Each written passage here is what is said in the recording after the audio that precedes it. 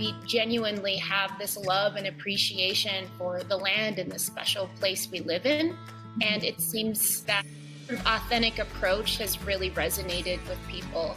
For 6 years, Shyla Shepherd and her wife, Missy Bigay, have been sharing stories of their native people. And they're doing it through beer.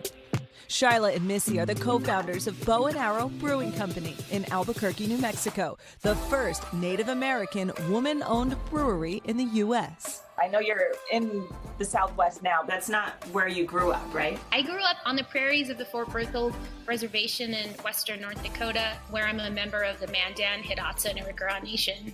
Growing up, I've got wonderful memories of being with my grandma. She's planting, rows of corn, and eventually they'd find their way into her famous corn ball. So, I had the joy of watching her and really educating me on our agricultural history.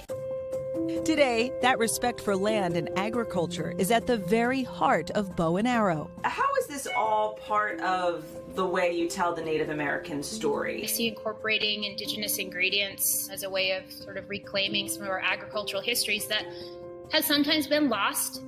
The brewery is preserving that history by sourcing the beer's indigenous ingredients from local tribal-owned businesses. Got blue corn from Santa Ana, Pueblo. They have a mill, so they're roasting the corn for us, and we've used 3-leaf sumac from Navajo Agricultural Products Industries, and this creates markets for their products. It sustains jobs where they're desperately needed and recirculates the dollars in our communities, and that matters to us.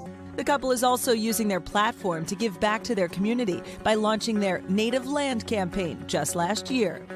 We are brewing on the ancestral lands of the Tiwo people. An international craft beer collaboration for other breweries in the industry to recognize the ancestral land they brew on. We developed the recipe and label. The objective is to not only acknowledge the history of Native people on the land we live and grew on, but to generate resources to support advancing ecological stewardship, access to ancestral lands, and proceeds of the beer sales have been donated to Native organizations doing this work. We had 47 breweries that have released their beers. Total contributions to date are at just over $80,000. Even the White House has taken notice of the brewery's impact. And you're not just doing this in your little corner of the world here. You were invited to Vice President Kamala Harris's Pride reception. I don't know how they learned about us or our story, but yeah, it's very humbling. The second gentleman actually paid you a visit at the brewery, right? Were you expecting that? No, that was totally unexpected. And I was so thankful that I wasn't running errands, but it was a pretty cool experience for us and for the team that was here. For Shyla and Missy, their hope is to keep making a difference for the future of Native Americans, while also still honoring the contributions of their people. Today, we remember and acknowledge not only the history and sacrifice of our ancestors, but also celebrate our people's resilience and resolve, and the fact that we are still here.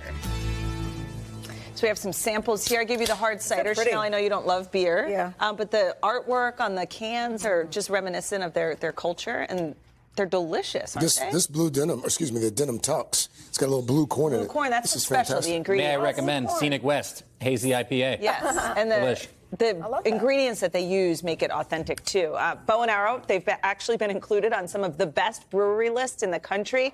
And year 2 of the Native Land campaign will launch next month during Native American Heritage Month with a new label and a recipe. It's actually going to be a Mexican-style lager with heirloom corn. Cheers to that. Cheers. How cool. Cheers. Nice story.